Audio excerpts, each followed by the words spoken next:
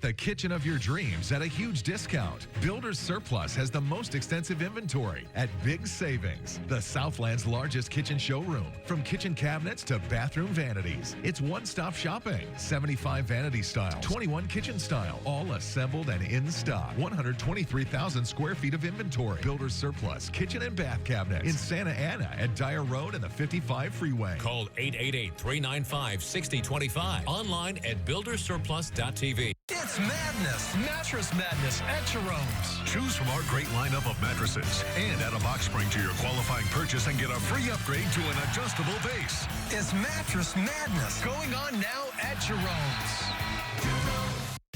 Watch Off the Clock today at 2 on KTLA 5. Good morning, I'm Eric Spillman. A cargo ship rams into a major bridge in Baltimore, causing it to plunge into the water. At least 6 people are still missing. The president just spoke about the disaster minutes ago. We'll have the latest. Good morning, I'm Frank Buckley. Federal agents swarmed 2 mansions belonging to the music mogul Sean Diddy Combs, one of the homes right here in Southern California. We'll have details on the probe just ahead. Good morning, I'm Lena Bervin filling in for Jessica Holmes. More than $1 billion is up for grabs in tonight's Mega Millions drawing. And if that's not enough, Powerball has millions of reasons to play.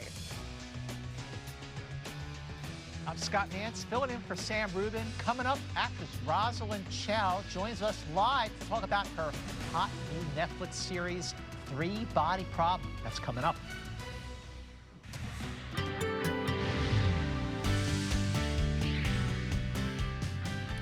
Well, good morning, everyone. Happy Tuesday. I'm Kirk Hawkins, filling in for Mark Kriske here on the KTLA Morning News. A look at your zone forecast. We're seeing a high of 65 degrees along the coast. Downtown LA seeing some low clouds and fog as well as some coastal areas. 71 expected to be the high in the San Fernando Valley. Some inland locations expected to see partly cloudy skies and maybe even some gusty winds. As you can see, the high desert, those gusty winds could reach close to 40 miles per hour. Well, that is a look at your zone forecast. A chance of rain is coming in your 7-day forecast. I'll have complete details coming up. For now, Alina, back to you. Kirk, thank you. Breaking news in Baltimore, Maryland. A container ship crashed into a major bridge there overnight, forcing it to collapse.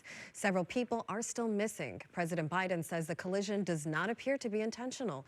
KTLA's Eric Spillman is live in the newsroom with the very latest. Eric, good morning. Morning, Alina. We're waiting for a briefing from the National Transportation Safety Board. We could get some more details on what happened on board that container ship just before the collision. We've already learned that the crew put out a mayday call just before the ship slammed into that bridge. The crew reported that the vessel had lost power, and there's a report that they dropped anchor to try and slow down or stop right before the collision. Let's take a live look now at the scene. The container ship sitting in the water next to the wreckage of the bridge. There's a massive search underway involving Coast Guard boats, helicopters, drones, and dive teams. The fire chief says that using infrared and sonar, crews have located 5 vehicles underwater. One of them is a cement truck. Authorities say 6 construction workers were up there on the bridge repairing potholes at the time.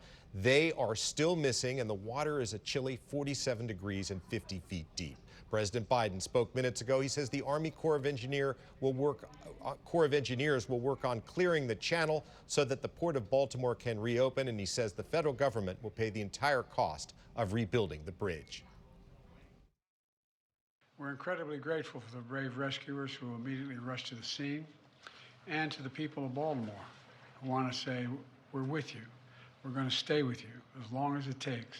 I want to show you the moment the disaster happened. It was 1:30 a.m. Baltimore time. The container ship, the Dolly, struck a pillar of the Francis Scott Key Bridge, causing the entire structure to collapse into the water. The lights of the ship flickered, and then it veered off course just before the accident. At the time of the collision, the ship was being steered by local pilots who specialize in getting these large ships from the port to open water. Authorities are confirming now that sometime just before the crash, someone on board the ship made an emergency call to say that the ship had lost power. That could explain why it swerved into one of the support pillars of the bridge. Now, CNN is also reporting the ship dropped anchor as a safety measure just before the impact. Rescue crews arrived immediately. They were able to pull 2 survivors out of the water in the minutes just after the collision. One of them was not hurt. The other is in serious condition at the hospital. The ship involved in the crash is registered in Singapore. It was on a journey from Baltimore to Sri Lanka.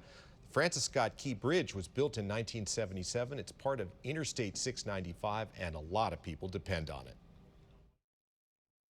This is a place that is a normal commute route for over 30,000 Marylanders every single day.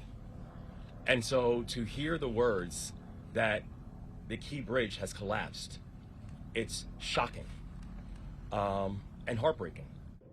The governor this morning, as well as the president, saying it's going to be a major undertaking to rebuild that bridge, but they are promising they will get the job done as soon as possible. Back to a live picture now. Nobody on board the ship was hurt. The governor says this whole thing could have been much worse. He says after the Mayday call was made just before the collapse, workers stopped cars from continuing onto the bridge, and he says that quick response definitely saved lives. He called those people heroes. This morning, the Port of Baltimore is closed indefinitely, and this is an important trade hub. It ranks #1 in the U.S. for the number of new cars and